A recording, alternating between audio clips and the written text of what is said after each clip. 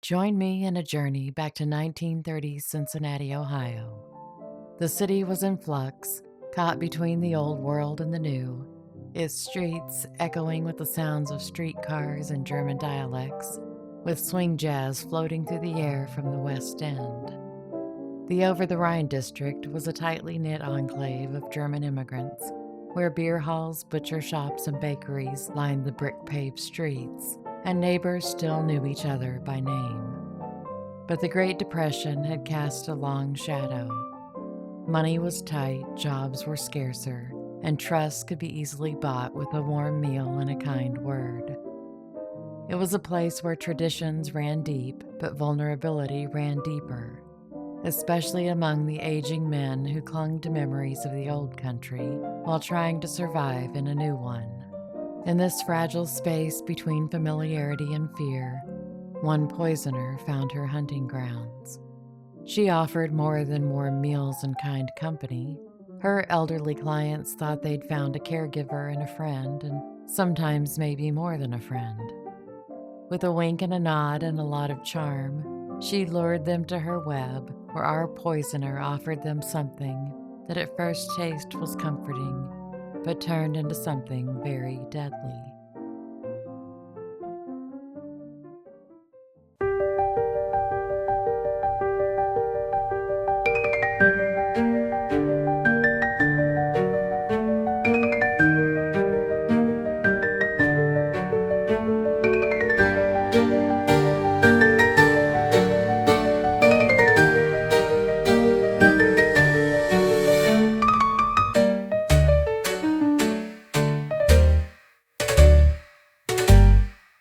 Welcome to, or welcome back to, the Agatha May Detective Agency. I'm Agatha May, and I'm so glad you're joining me for another episode of Laced. If you're new to the channel, in this series we trace the toxic trail left by women who turned teacups into tombstones throughout the 19th and 20th centuries. This isn't a retelling of the other accounts out there about these murderesses. These episodes are filtered through as much truth as I can possibly find. I searched through newspaper clippings, genealogical records, and legal documents and pieced together the puzzle that makes up the life of a poisoner. In this episode, our story starts in early 1900s Bavaria. Anna Marie Filzer was born on July 7, 1906, in Fussen, Bavaria, Germany. She was the youngest of 12 children, although 5 of her siblings had died before she was born. Unlike our previous 2 poisoners, Anna didn't grow up in poverty. Her father was a furniture maker, and the family was considered well off. So, no hard luck stories of threadbare clothes and calloused, worn hands for Anna. But Anna knew how to make her own trouble. During her teenage years, she learned that she could sneak out of her house in the middle of the night and go to parties. Her life of fun led to a little too much fun, though, and Anna, unmarried, became pregnant at the age of 18. She gave birth to a son and named him Oscar. Anna consistently claimed that Oscar's father was a Viennese doctor named Max. The newspapers of the time spelled his last name Matscheki, but later Anna spelled his surname Machek. The newspapers claimed that they were unable to verify that Max was even a real person, and people just seemed to run with that Anna was lying about the doctor. But I was able to find a Maximilian Maschek, Maschek, who died in Vienna in 1952. We'll probably never know if this is who Anna claimed as her son's father, but then again, until now, people claimed no one by that name even existed. As we go through our story, we'll learn what a big honkin' liar Anna is, but wouldn't it be funny if this was the one thing that she was telling the truth about? Maybe his name was Max, and she just made up the doctor bit. Anna never finished high school, but that didn't stop her from telling people she had. She also later included that she'd attended teaching school on her CV because if you're gonna lie, make it good. After giving birth to Oscar, Anna was sent away by her family due to the shame of having been an unwed mother. She lived with her sister in Holland while waiting 2 years for her visa to come through. She sent a letter to her Uncle Max Stoschel, who's supposed to be her mother's brother, but that was not her mother's maiden surname. So she sent a letter to Uncle Max asking him to loan her money to come to the United States. And Uncle Max came through, and in February of 1929, Anna made her way to the United States, sans Oscar. She was Cincinnati bound. Anna stayed with Uncle Max when she first landed in Cincinnati, and he told her that as long as she behaved herself, she would have a home with him. Anna had taken sick a couple of days after landing in the U.S. and was in bed for 3 weeks. It seems as though that gave her enough time to decide that there was no flippin' way she wanted to behave herself, so once she was healthy again, Anna hightailed it out of there. She decided that she wanted to be a nurse, but didn't have even the tiniest urge to bother with school for it. She just declared herself a nurse, and that was good enough for Anna. She began working as a live-in nurse for Carl Oswald, who went by Charlie. The newspapers also had his name as Johannes, which made my research very confusing. Charlie was one of Anna's uncles by marriage and was retired from the National Biscuit Company. Soon after Anna joined his household, Charlie took a shine to Anna, and she decided to play along with it. I guess she'd never known him as an uncle, and they weren't blood related, but ew. Anna decided to lie to Charlie and told him that she thought he was just the cat's meow and that she wanted to marry him, even though he was almost 50 years older than her. Poor Charlie believed her, but instead of Anna marrying him, she started stealing from him because all's fair in love and larceny. I guess Anna figured she needed a legit job so people wouldn't wonder how she got so much money, so she put an ad in the newspaper asking for work as a housemaid. A well-to-do German man answered the ad, but turned Anna down for the job when he showed up to her rented room and she answered the door wearing only a kimono. So Anna got a job as a chambermaid at the Hotel Alms. At the time, the hotel housed radio station WKRC, which is the station that television series WKRP in Cincinnati was modeled after. If you're too young to have ever heard of WKRP in Cincinnati, enjoy your knees while you can. In the summer of 1929, on a visit to Coney Island, the amusement park in Cincinnati, Anna met Philip Hahn, a fellow German immigrant who worked as a telegrapher at Western Union. They saw each other a short time later at a German dance at the Hotel Alms, and Anna just shoot-plotted her way right into Phil's heart. By May of the next year, Anna and Philip were saying I do. Although later, Philip probably wished he'd said, "No way, lady." So Anna Marie Filzer became Anna Marie Hahn, the woman who would later be known as Arsenic Annie and the Blonde Borgia, and would become the first woman to be executed in Ohio. After their wedding, Philip sent Anna back to Bavaria to gather up her son Oscar and bring him back to Cincinnati so they could live happily ever after as a family. Well, that might have been Philip's dream anyway, but life has a funny way of changing course, especially when you've unknowingly married a future poisoner and a total liar, liar, pants on fire. Anna was still caring for Charlie Oswald. I don't know if she ever let him know that she'd married someone else or if she was still just stringing him along. But in July 1930, Charlie graciously gifted Anna 97 shares of Union Gas and Electric stock, and then 6 months later gave her 27 more and transferred $700 from his bank account to hers. Well, that's Anna's version. Charlie had a different story. In 1932, he filed a lawsuit against Anna, alleging that the only reason he'd given her the stocks was that she'd promised to marry him. The suit was settled out of court, and I don't want to think about what might have been involved in the settlement. Anna decided to put Charlie's hard-earned money to good use, so in 1931, Anna and Philip opened a bakery, Hahn's Bakery and Cafeteria, where they sold bakery items and quick lunches. Philip quit his job at Western Union so he could manage the restaurant. And while Philip was busy slinging pumpernickel and liverwurst, Anna was becoming the Florence Nightingale for the German community in Cincinnati. That is, if Florence Nightingale had been a deranged murdering maniac. She visited elderly men in the Over-the-Rhine neighborhood, doling out kindness and warm soup. She claimed that she did it because she just liked making old people comfy. Unfortunately, the Great Depression was digging its claws into the country, and people didn't have money for fancy bread and fast lunches.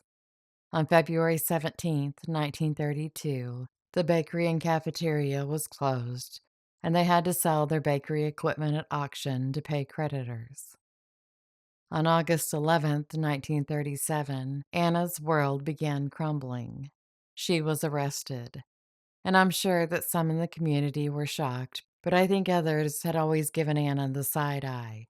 It turns out there was a good reason for that side eye because Anna was a murdering hussy. On that August day, Anna was charged with 2 counts of larceny, one brought against her by 63-year-old George Heiss, a neighbor of the Hahns. He claimed Anna had stolen a $75 ring and $140 in cash from him. He also told the police that he had loaned her $2,000 that she never repaid. The other larceny charge was from a hotel in Colorado Springs, and there was a dead man involved. These two seemingly unrelated events came crashing down on Anna in one fell swoop, and were the beginning of her end. But police had already been investigating Anna Marie Hahn. In June of that year, a local restaurant owner, Fritz Grafmeyer, went to the police 4 times about the death of one of his friends before police would ever investigate. His friend just happened to be one that Anna had visited with her warm pot of soup. That's not a euphemism, by the way. And investigators found more and more elderly men who Anna had doted on who ended up dead. And they suspected that there was more than just love and chicken stock in the soup she gave them. But let's back up and meet the men in order of when they met Anna and had their fate sealed. After losing their bakery, Anna and Philip rented a room from Ernst Kohler at 2970 Coleraine Avenue. Ernst was only 63, but had esophageal cancer and needed care. Anna again lied about being a nurse, sold herself as the soul of kindness, and she was in like Flynn. Anna decided that she and Philip needed to have another go at owning a business, so they opened up a deli at the corner of Coleraine and Hopple, just down the street from where they lived. This business did marginally better, but by 1935, they had to sell it. In the meantime, while nursing Ernst, Anna discovered that his doctor, Arthur Voss, also lived and had his practice in the same house and would often leave the door to his office unlocked. So Anna started helping herself to the doc's prescription pads and forging his name because why not, I guess. Anna ended up getting 13 prescriptions for heart stimulants and morphine filled in the spring of 1933. On May 6, 1933, Ernst Kohler was dead. The cause of death on his death certificate was listed as carcinoma of the esophagus. But once Anna was exposed as a poisoner, there was speculation that Ernst could have been her first victim. She was named as the informant on his death certificate. Authorities would have exhumed the body, but Ernst had been cremated, and somehow Anna had charmed her way into his will. Even though he had family, Anna was the sole recipient of his estate, which included the house she was already living in. And even better was that the house was mortgage-free. Anna was also the sole recipient of his ashes, which she lovingly placed on the mantle that was now hers. She was later sued by those family members of Ernst and settled out of court by paying them $4,000. In between nursing her clients to death, Anna had a little side gig. She was betting on the horse races. Bookies across town knew Anna.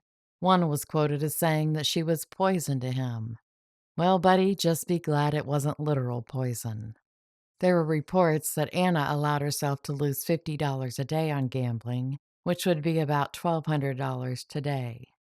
Anna denied that, but said she often lost $20 to $50 a day on the races. Anna might have had a bit of a gambling problem. There isn't a lot recorded about Anna between 1934 and 1935, at least not about who she was nursing/killing at the time. In 1934, she was hit by a car and ended up with broken ribs from it. And on June 2nd, 1935, there was a fire at the Hahn house, and Anna would eventually snag a $2,000 insurance policy from it, which is almost $47,000 today. She also made several property transactions. I think most of them were mortgages placed on their house so she could support her gambling addiction. On August 15th, 1935, Uncle Charlie Oswald died. I couldn't find a cause of death, and some speculated that Anna had a hand in it, but there was never any proof of that. Whatever Anna had done to settle with Uncle Charlie back in 1932 must have made him very happy, because she somehow managed to be the sole heir of his estate, too, save $10, which was split between his two stepchildren. Anna was also the recipient of a $1,000 life insurance policy that Charlie had from the National Biscuit Company. Well, yay for more gambling money. In June of 1936, Anna met coal dealer George Heiss, the man who would later bring a complaint of larceny against her. Anna met George when she went to buy coal, and I guess she swished her skirt at him and he was smitten, at least until she poisoned him. Anna started wooing George by asking him to hold some Hungarian bonds of hers in the safe at the coal office because she was worried her husband would steal them. So George did. And a few days later, Anna let George know that she had been to Buffalo to get a divorce, which wasn't true. Through time, George loaned Anna money she claimed was for taxes on houses or fencing or for water heaters, and overall he loaned her $2,000. When he began asking for repayment, Anna decided it was time for her to begin bringing George meals, and sickness would always accompany those meals. After enough occasions of being horribly ill, George couldn't deny that it was Anna that was causing his illness. He ended up being bedridden and then was in a wheelchair. His doctor diagnosed him with arsenic poisoning. George lived through his poisoning, although he was partially paralyzed. According to Anna, she met Albert J. Palmer around the end of 1936 in Elmwood, a village in the middle of Cincinnati.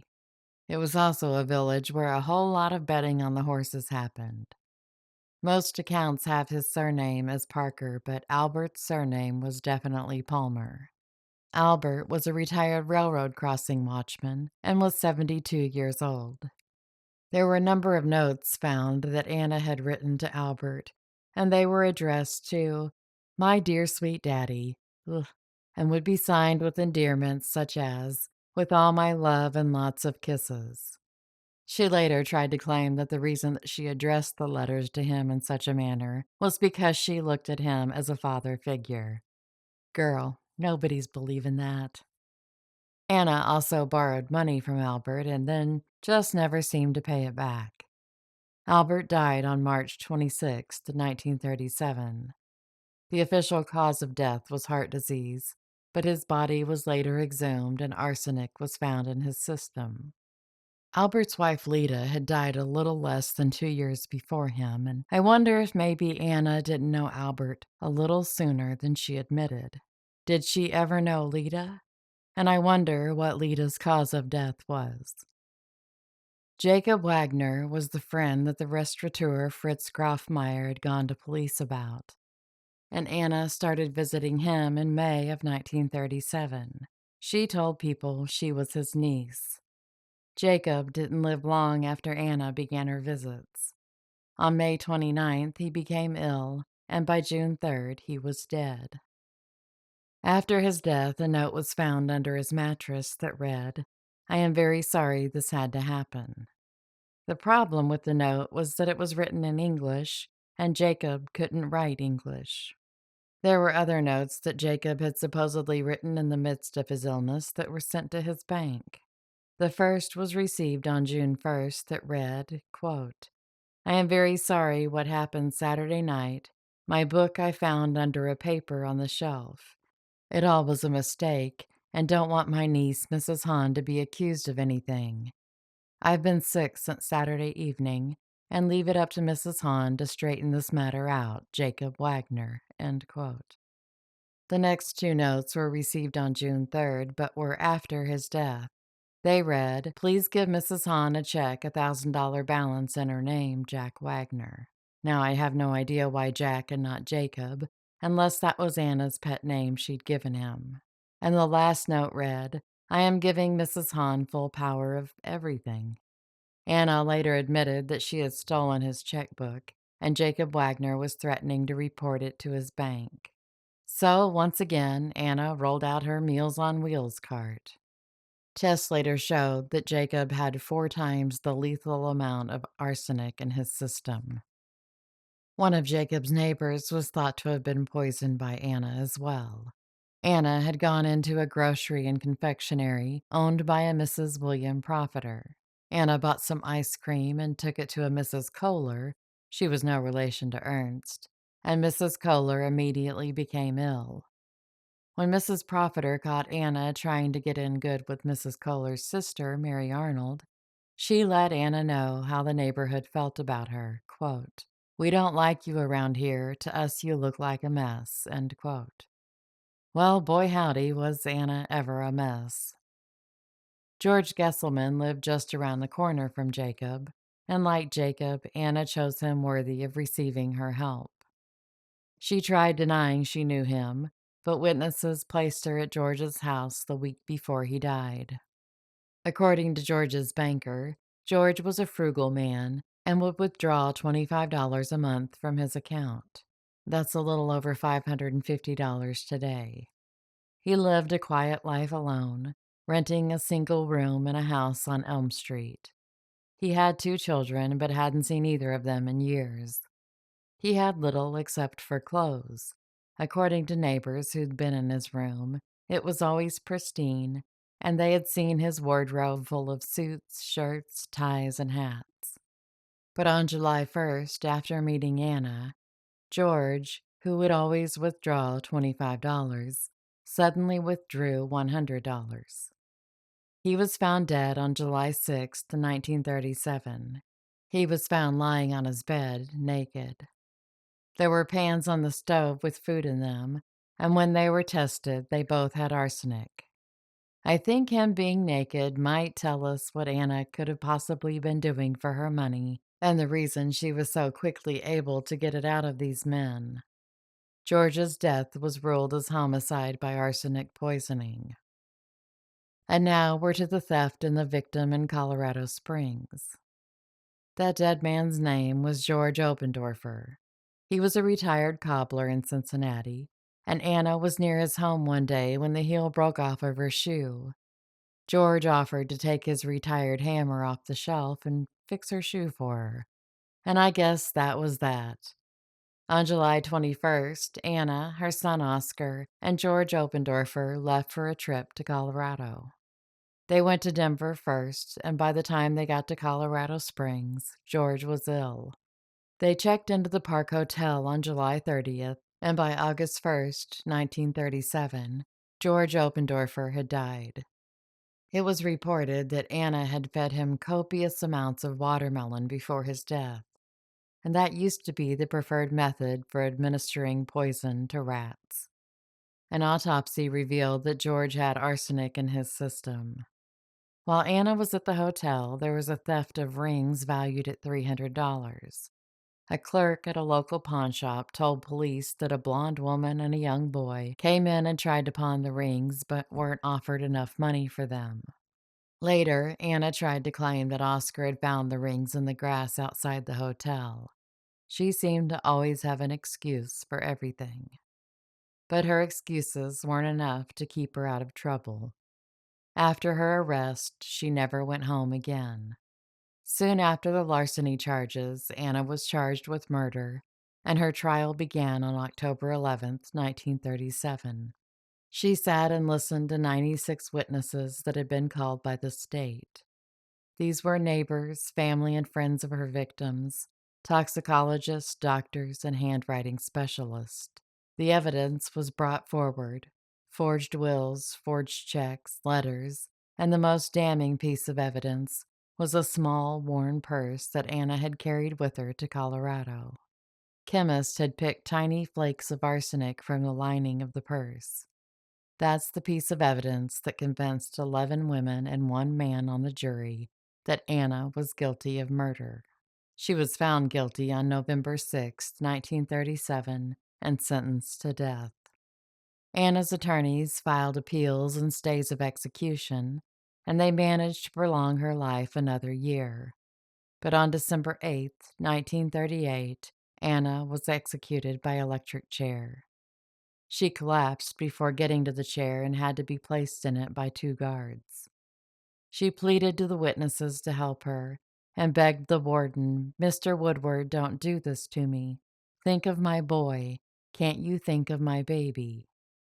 Her last words were part of the Lord's Prayer, "And deliver," but she never made it to "us from evil." She was pronounced dead at 8:10 p.m. I'm not even slightly convinced that investigators found every one of Anna's victims. While at the funeral of Jacob Wagner, Anna was heard saying how sad it was that he was the second uncle she had buried that month. He died on June 2nd, 1937, so she would have had to have been talking about someone who was buried in May, but none of her known victims had died then. There was also a questionable death that happened in Kentucky. Anna and Oscar had gone on vacation to Harrington Lake in Kentucky the week after Jacob Wagner's death. She and her son took a trailer and stayed in a rented cabin there for a week. Her son Oscar testified that a man named Ray accompanied them on the trip. A couple of weeks later, the body of a man named James Woolridge was found floating in the lake. He had a chain around his neck, and the chain was attached to a tackle box full of rocks. He lived at the Palace Hotel in Cincinnati. I couldn't find any record of Oscar ever having been asked if Ray had made the trip back to Cincinnati with his mother or not, and investigators never determined if Anna was responsible for James's death. But friends said he had started his trip with $500, and when they found his body, he only had a few ones on him. His body was found just a short ways from the cabin that Anna had rented. There was suspicion that Anna had also poisoned her husband Philip once, causing him to be hospitalized. She also had tried to take out large life insurance policies around that same time, but I'm sure that had nothing to do with the possible poisoning. Most of Anna's victims lived in the Over-the-Rhine neighborhood, which was made up of German working-class immigrants. And I wonder how many elderly German men who lived and died there in the mid-30s were victims of Anna's that no one ever knew about. On December 19, 1938, a confession penned by Anna while she waited at death's door was published in newspapers. She denied having any hand in Ernst Kohler's death, but admitted to the other 4. But with Ernst being cremated, she knew there was no chance of anyone ever knowing if she'd poisoned him or not. She tried expressing that she just didn't know why she murdered these poor men, but sorry, Anna baby, I'm not buying it. She spoke of how much she loved her son in her confession, but about her husband, she only said that when she met him, she thought he was nice. I think she saw poor Philip as a pushover.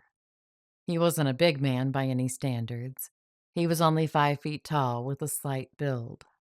She only agreed to marry him if he would send her to Germany to get her son.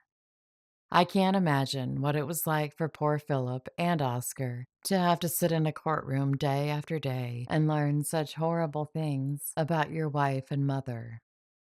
In one interview, Philip said that he and Anna had been fighting a lot lately, and that he'd even left for 3 weeks. When he got home, there was a note from Anna telling him she was in Colorado. I wonder how many times he felt as though he'd missed an early death by about half an inch. He remarried and then moved a few houses down from the one he'd shared with Anna. Anna spoke more about Oscar's father in her confession than she did Philip.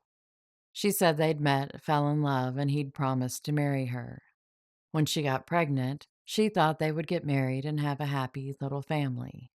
That's when the man she called Max told her he was already married. And I believe Anna when she talked of how devastated she was. So were her murders because of this betrayal? Or maybe they were about her father who shunned her after her pregnancy. Or did Anna murder these men for gambling money because she had to gamble to feel alive? Whatever the underlying psychology of it, I don't think it bothered her in the slightest to poison them. They were simply a means to an end. In her confession, she said everything she did was for her son, but she was taking the same son to visit these men she was poisoning. She took him on vacation with these men and poisoned at least one of them while he was in the same room. That's not loving a child. On August 11th, 1939, the Hahn's house was auctioned and received a single bid for $9,500. On January 24th, 1940, demolition began on the house.